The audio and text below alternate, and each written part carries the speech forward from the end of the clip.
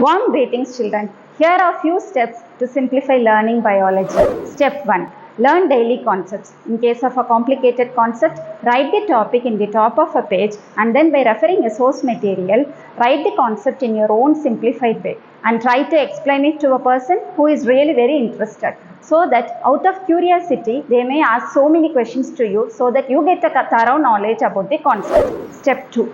Make a concept map and then relate it with the diagrams. After learning individual concepts, integrate it into a mind map so that it helps you for a quick revision at the time of examinations. Step 3. Make a tabular column chapter wise, entering all the data like terms and examples, scientists and the discoveries, diseases and the causative organisms, microorganisms and its role. So after entering all the data in the tabular column, try to learn it in your daily routine.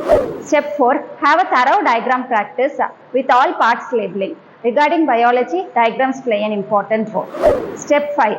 Try to assess yourself frequently to truly gauge how much you comprehend so that you learn out of your mistakes. Step 6. Time constraint is very important when you assess yourself.